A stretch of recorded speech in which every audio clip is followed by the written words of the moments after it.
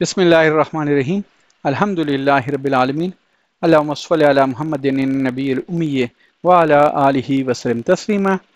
Dear students, अस्सलाम वालेकुम।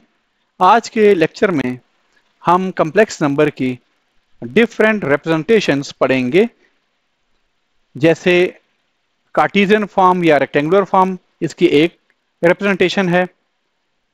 Polar form या ट्रिग्नोमेट्रिक फॉर्म, इसकी दूसरी रिप्रेजेंटेशन है।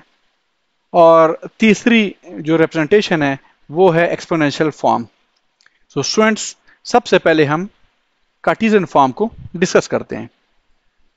हमें ये पता है कि किसी भी कॉम्प्लेक्स नंबर को एक प्लेन में, कॉम्प्लेक्स प्लेन उसे कहते हैं या जेड प्लेन उसे कहते हैं या आर्गन प्लेन उसे कहते हैं, उसमें किसी भी complex number z equal to x plus iota y को किसी पॉइंट से रिप्रेजेंट किया जा सकता है जिसके कोऑर्डिनेट x कमा y हो। Okay, so let's start. Every complex number z equal to x plus iota y can be represented by a point on the Cartesian plane। ये वो पॉइंट है जिसके कोऑर्डिनेट्स क्या हैं, x comma y, known as complex plane. उस plane को complex plane कहेंगे, z plane और Argand plane, and the diagram is called Argand diagram. ये जो डायग्राम होगी इसे फिर क्या कहेंगे, आर्गन डायग्राम कहेंगे। By the order pair x comma y। So किसी भी कम्प्लेक्स नंबर जो कि हमारे पास था p ऑफ z, इसे हम किसी पॉइंट से रिप्रेजेंट कर सकते हैं। ठीक है स्टूडेंट्स, ओके। तो ये जो डायग्राम है ये आर्गन डायग्राम है। इस x एक्सिस को रियल एक्सिस कहते हैं और y एक्सिस को इमेजिनरी एक्सिस कहते हैं। ओके, द लेंथ OP, ये जो ओरिजिन से पॉइंट तक जो डिस्टेंस है, इज कॉल्ड मॉडुलस या magnitude of the complex number which is denoted by mod of z। और ये जो एंगल बनेगा फ्रॉम x एक्सिस को या रियल एक्सिस से जो OP तक जो एंगल बनता है, जिसको हम थीटे से रिप्रेजेंट कर रहे हैं, इज कॉल्ड द आर्गुमेंट और amplitude of the complex number z equal to x plus iota y. So students, ये जो z equal to x plus iota y था, इसको हमने एक पॉइंट से रिप्रेजेंट किया। इस रिप्रेजेंटेशन को कार्टेशियन फॉर्म या रेक्टेंगुलर फॉर्म कहते हैं। दस z आपका क्या था, मॉडुलस ऑफ z है, और इसका क्या फार्मूला है, रियल पार्ट का स्क्वायर यानी x का स्क्वायर और y का स्क्वायर, और ऊपर ये स्क्वायर रूट। सो ये mod of z equal to square root of real part का स्क्वायर जो कि x था, प्लस इमेजिनरी पार्ट का स्क्वायर जो कि y था। एंड थीटा का क्या फार्मूला है students, ten inverse y over x। ये एम्पलीट्यूड या आर्गुमेंट ऑफ z का फार्मूला है। Here theta is the angle made by OP with positive x axis. So OP और रियल एक्सिस, x एक्सिस को यहाँ रियल एक्सिस कहेंगे, तक जो आपकी एंगल बन रही है इसे एम्पलीट्यूड ऑफ z कहेंगे। कुछ इंपॉर्टेंट पॉइंट्स, रिमार्क्स इस आर्टिकल से related. A complex number z equal to x plus iota y can be represented by the point P having coordinates x comma y। इसका मतलब जैसे z equal to x plus iota y को हमने x समा y से represent किया, इस तरह 0 प्लस 0 आयोटा को हम ओरिजिन से रिप्रेजेंट करेंगे जिसके कोऑर्डिनेट क्या होते हैं, 0 कामा 0। इसी तरह x plus 0 iota represents the point x0 on x-axis. Next point is 0 plus iota y represents the point 0 comma y on y-axis. हमें ये पता है कि x-axis के ऊपर y0 होता है, y-axis के ऊपर x0 होता है। सो अब पहली जो थर्ड पॉइंट था, ये पॉइंट चूंकि x कमा 0 ये x एक्सिस के ऊपर है, तो ये हमारा कम्प्लेक्स नंबर बन गया x plus 0 iota. Similarly 0 plus iota y, ये एक पॉइंट है 0 कामा y ऑन y एक्सिस। ये उसकी रिप्रेजेंटेशन है। ये आपका पहला कम्प्लेक्स नंबर आ गया a equal to x plus 0 iota, ये आपका दूसरा पॉइंट है जो कि कम्प्लेक्स नंबर को रिप्रेजेंट कर रहा है, 0 प्लस आयोटा वाई। ये आपका ओरिजिन है जिसे हम कम्प्लेक्स नंबर 0 प्लस 0 आयोटा से रिप्रेजेंट कर सकते हैं। और ये आपका पी एक्स वाई था जो कि p equal to x plus iota y के इक्वल है। सेकंड फॉर्म है पोलर फॉर्म और trigonometric form of complex numbers. सबसे पहले हमने कार्टेशियन फॉर्म पढ़ी, अब हम पोलर फॉर्म पढ़ रहे हैं। Every non zero complex number z equal to x plus iota y can always be put in the form r cos theta plus iota sin theta where r and theta are real quantities. So किसी भी complex number z equal to x plus iota y को इस form में भी लिखा जा सकता है स्टूडेंट्स। इस फॉर्म को पोलर फॉर्म या ट्रिग्नोमेट्रिक फॉर्म कहते हैं। ये कैसे लिखा जा सकता है, आइए इसका प्रूफ देखते हैं। तो suppose z equal to x plus iota y represents a point x, y in xy plane, और इसे कम्प्लेक्स प्लेन कहते हैं या z प्लेन कहते हैं या आर्गेंड प्लेन भी कहते हैं। तो ये स्टूडेंट्स हमारे पास ये पॉइंट है पी एक्स वाई जो कि complex number z equal to x plus iota y को रिप्रेजेंट कर रहा है, जिसको हमने पी ऑफ जेड भी लिखा था। ओके, लेट आर आपके पास डिस्टेंस है पी एक्स वाई से ओरिजिन तक, यानी ओरिजिन से पी एक्स वाई तक का जो डिस्टेंस है उसको हमने आर से रिप्रेजेंट कर दिया। और जो एंगल है आपके पास थीटा, वो रियल एक्सिस से ओपी तक जो एंगल है एम्पलीट्यूड ऑफ जेड, उसको हमने थीटा से रिप्रेजेंट कर दिया। ठीक है स्टूडेंट्स। तो स्टूडेंट्स ये जो एंगल है X O P, X O P, ये जो एंगल है जो रियल एक्सिस से या एक्स एक्सिस से आपका ओपी तक जो एंगल बन रहा है इसको हमने थीटा से रिप्रेजेंट कर दिया। तो अब ये आर और थीटा जो है, ये दो आर और थीटा कोऑर्डिनेट्स हैं, ये इन्हें पोलर कोऑर्डिनेट्स कहेंगे पॉइंट पी के, और ओ को हम ओ यानी ओरिजिन को हम पोल कहते हैं। फ्रॉम ज्योमेट्री ये हमारे पास एक राइट एंगल ट्रायंगल है स्टूडेंट्स, ए ओ पी हमारे पास एक राइट एंगल ट्रायंगल है। तो आपको पता है कि ये बेस है जो कि एक्स इक्वल है, ये हमारे पास परपेंडिकुलर है जो कि वाई के इक्वल है, और ये का आपका हाइपोटेन्यूज है जो कि आर के इक्वल है। ये हम इसको देख सकते हैं। तो cos थीटा का क्या फार्मूला है स्टूडेंट्स, बेस और hypotenuse. cos theta equal to base क्या है स्टूडेंट्स, आपके पास x है, परपेंडिकुलर अपना हाइपोटेन्यूज आपके पास r है। So cos theta equal to base और hypotenuse, which implies cross up multiply करें तो x क्या आ गया, r cos theta, and we call it as equation number 1 or equation I. Okay. Similarly, we can find the value of sine which is perpendicular or hypotenuse. Perpendicular आपके पास है students y, perpendicular आपके पास है y, hypotenuse है आपके पास r. तो this implies y is equal to r sin theta. तो आपके पास दूसरी जो इक्वेशन आई आर साइन थीटा आ गई।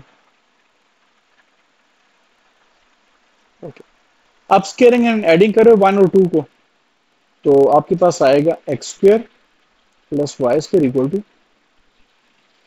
लेफ्ट पे एक्स स्क्वायर आएगा, राइट पे आपके पास क्या आएगा आर कॉस थीटा का स्क्वायर, प्लस लेफ्ट पे दूसरा फैक्टर है वाई स्क्वायर, और राइट पे आपके पास y की वैल्यू है r साइन थीटा का whole square.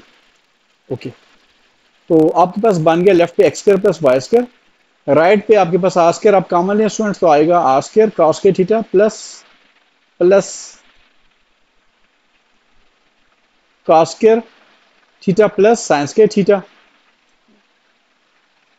which further implies x square plus y square equal to r square into 1 because cos square theta plus sin square theta 1 के equal होता है।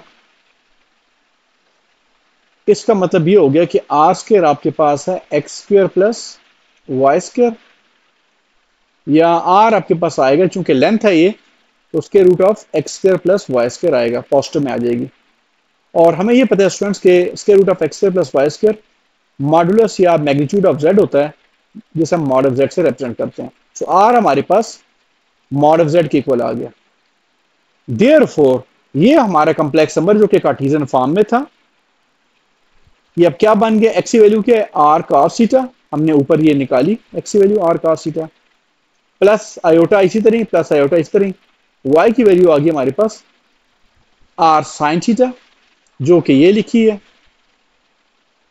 तो हमने इसमें से आर कॉमन ले लिया, ये आ गई cos theta plus iota sine theta, r as it is, और cos theta plus iota sine theta को हम सिस थीटा भी कह सकते हैं, वेयर सी cos को रिप्रेजेंट कर रहा है, आई आयोटा को रिप्रेजेंट कर रहा है, और एस साइन को रिप्रेजेंट कर रहा है, और ये एंगल जो है थीटा एम्पलीट्यूड जो है वो थीटा आ गई।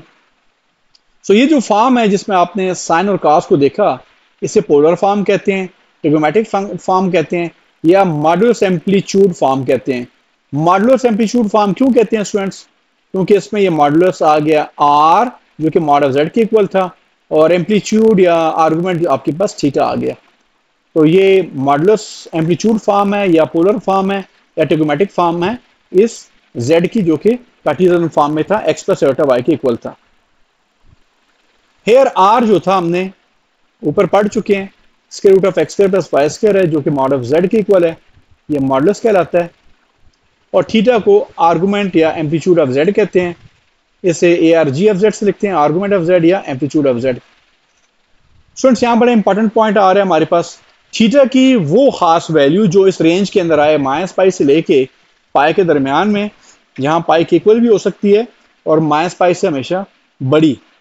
So the value of theta such that minus pi less than theta less or equal to pi is called the principal argument of z। याद रहे थीटा की वो वैल्यू जो इस रेंज के अंदर हो, यानी माइनस पाई से लेके पाई के दरमियान में, या 0 से 2 पाई के दरमियान में, उसे क्या कहते हैं, प्रिंसिपल आर्गुमेंट ऑफ z कहते हैं। और आम तौर पर इसको capital A R ji of z भी कहते हैं। Clear students? अब कुछ रिमार्क्स इस पोलर फॉर्म से रिलेटेड, चूंकि x हमारा था आर cos थीटा,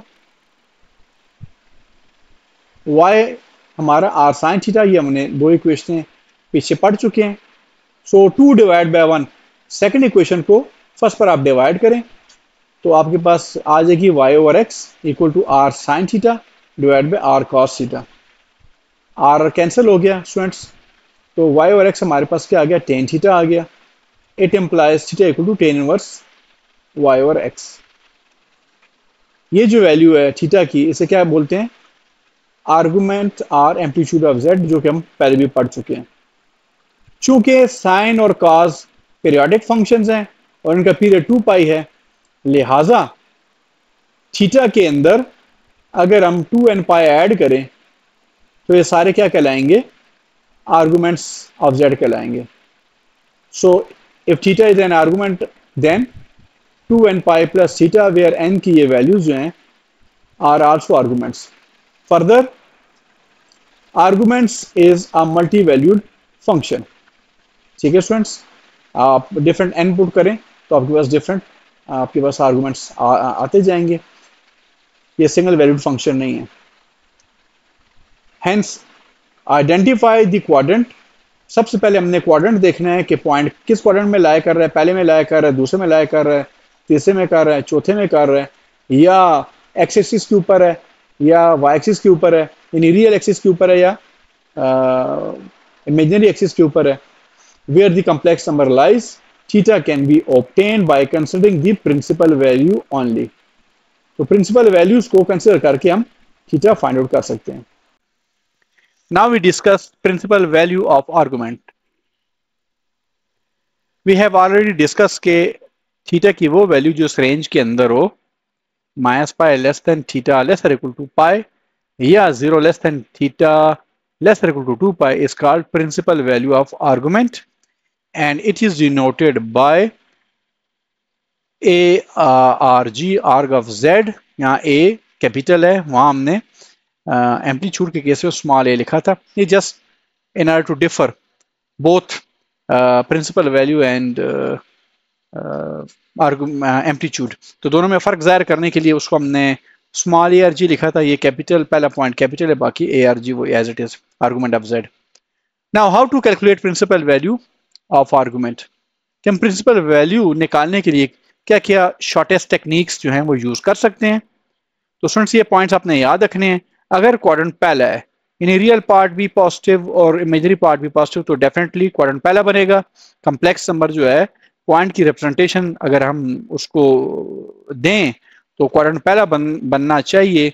अगर ऐसा हो तो फिर प्रिंसिपल आर्गूमेंट का ये फार्मूला है tan inverse y over x का।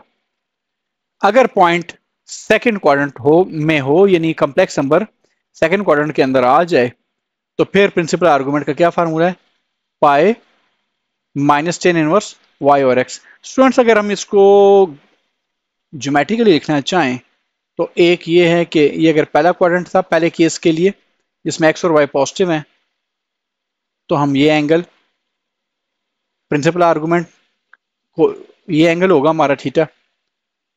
ओके, और अगर क्वाड्रेंट सेकंड है,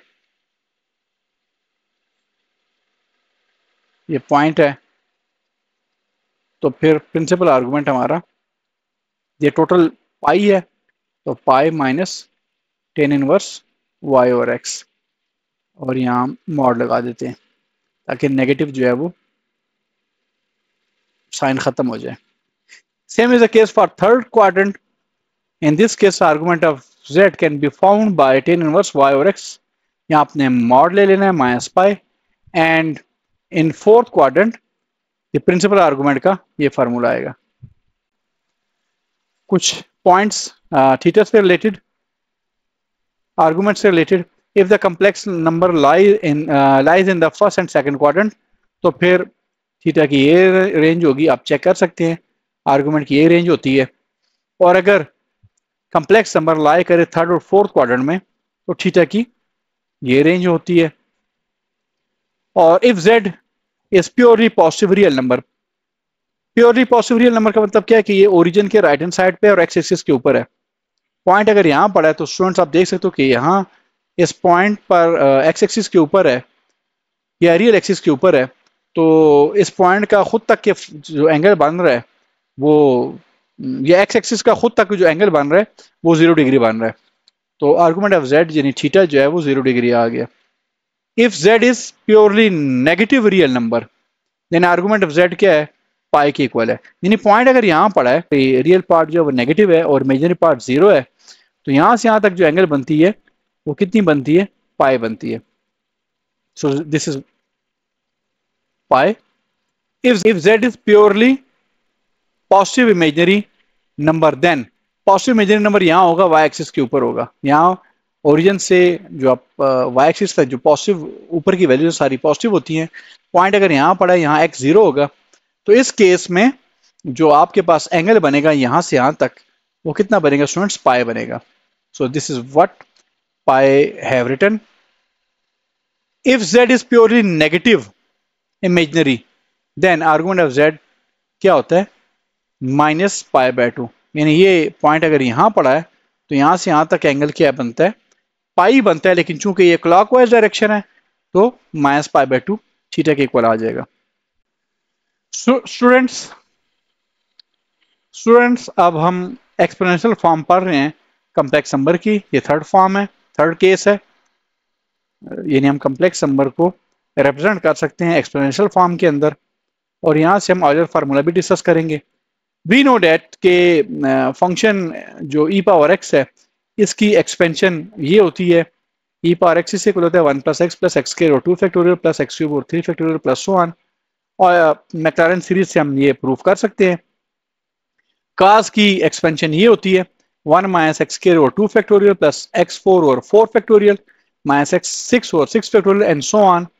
सिमिलरली साइन की जो एक्सपेंशन है वो होती है x - x क्यूब और 3 फैक्टोरियल प्लस x5 और 5 फैक्टोरियल माइनस x7 और 7 फैक्टोरियल एंड सो ऑन। अब इस एक्सपोनेंशियल के अंदर जो ई पावर एक्स की एक्सपेंशन है, इसके अंदर मैं x की जगह आयोटा x रिप्लेस कर रहा हूँ, तो दोनों साइड्स पर हम पुट करेंगे, जहां जहां x है वहां आयोटा एक्स रिप्लेस करें, यहाँ ये आ गया स्टूडेंट्स 1, इसी तरह ही एक्स की जगह आ गया आयोटा एक्स, एक्स की जगह आ गया आयोटा एक्स, एक्स की जगह आ गया iota x and so on. ये बाकी टर्में यूं आती जाएंगी। अब हमें पता है स्टूडेंट्स कि आयोटा स्केयर जो होता है वो -1 के इक्वल होता है, आयोटा क्यूब जो होता है आयोटा टाइम्स आयोटा स्केयर, यानी आयोटा इंटू -1 माइनस आयोटा आ गया। और आयोटा पावर 4 को हम लिख सकते हैं आयोटा स्केयर का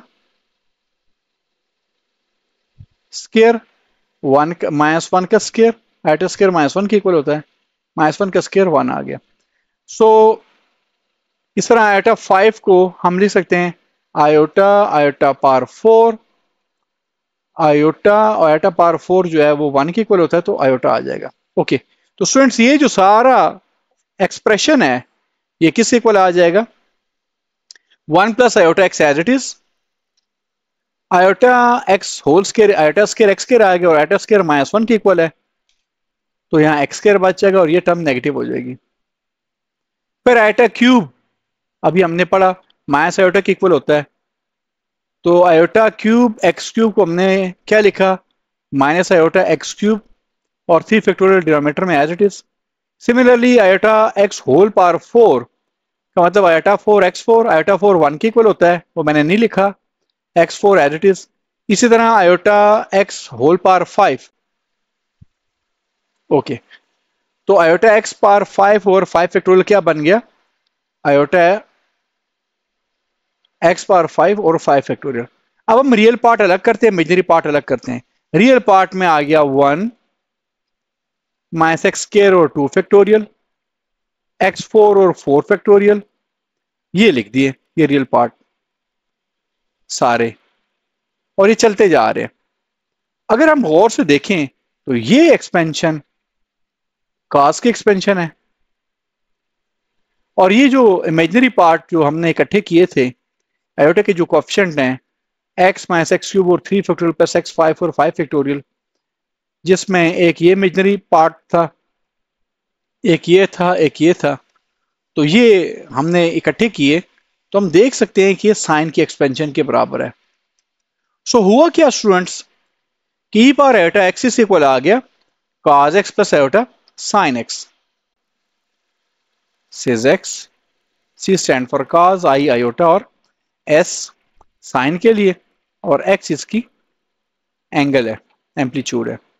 ओके स्टूडेंट्स, अब इस फार्मूले से ई पर iota x equal to cos x plus iota sine x, जिसे हम ऑयलर फार्मूला कहते हैं या ऑयलर्स आइडेंटिटी कहते हैं, इसके हेल्प से हम कुछ मजीद जो है वो फार्मूले डिस्कस करते हैं। ओके, अभी हमने पढ़ा पहला पॉइंट, ई पावर एक्स क्या है, cos x plus iota sine x, ये साइन है स्टूडेंट्स। ओके, ये जो आयोटा का जो कोएफिशिएंट x है वो एंगल में आता है। इस हिसाब से अगर मैं x जगह माइनस एक्स रिप्लेस करता हूं तो ये क्या बन जाएगा, cos minus x plus iota sine minus x. cos minus x cos x equal होता है, और iota as it is sine x क्या होता है, साइन माइनस एक्स क्या होता है, माइनस साइन एक्स इक्वल होता है। तो e power minus iota x का क्या फार्मूला बन जाएगा, cos x minus iota sine x. ठीक है स्टूडेंट्स, वही जो आपको कहा कि जो आयोटा का कोएफिशिएंट होता है वो एंगल में आ जाता है। यहाँ आयोटा का कोएफिशिएंट माइनस एक्स है तो एंगल में आ जाएगा यहाँ cos और साइन की। एनी हाउ ये डायरेक्ट लिखा, फिर ये सेकंड पॉइंट है, e पावर माइनस एक्स से आ गया cos x minus iota sine x, ये साइन है। अब इन दोनों को आप ऐड करें तो ये दो हिस्से क्या हो जाएंगे, कैंसिल हो जाएंगे, यानी साइन आयोटा साइन एक्स और माइनस आयोटा साइन एक्स आपस में कैंसिल हो जाएंगे।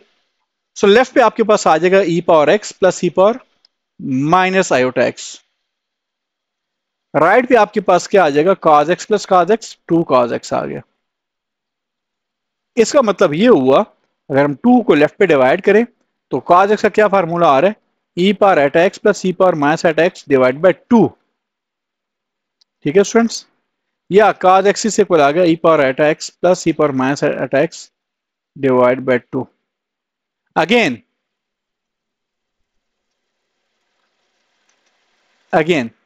ये पहला एक्सप्रेशन आपने लिखा, ये साइन है, आयोटा साइन एक्स है। ये आपने ई पावर माइनस एटा एक्स की वैल्यू निकाल दी, ये माइनस आयोटा साइन एक्स है। अब आप इन दोनों को सेपरेट करें आपस में, तो ये हिस्सा क्या हो जाएगा, ये दो फैक्टर आपस में कैंसिल हो जाएंगे।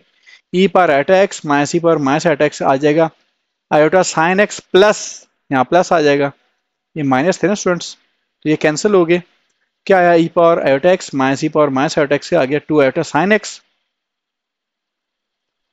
या 2 से आप 2 आयोटा से यहाँ डिवाइड करें तो साइन एक्स का क्या फार्मूला आ गया, e power iota x minus e power minus iota x divide by 2 iota. So ये दो इंपॉर्टेंट रिजल्ट हमने ऑयलर्स आइडेंटिटी से जो है ये डिस्कस कर लिए। डियर स्टूडेंट्स, उम्मीद करता हूं आज का लेक्चर आपको क्लियर होगा।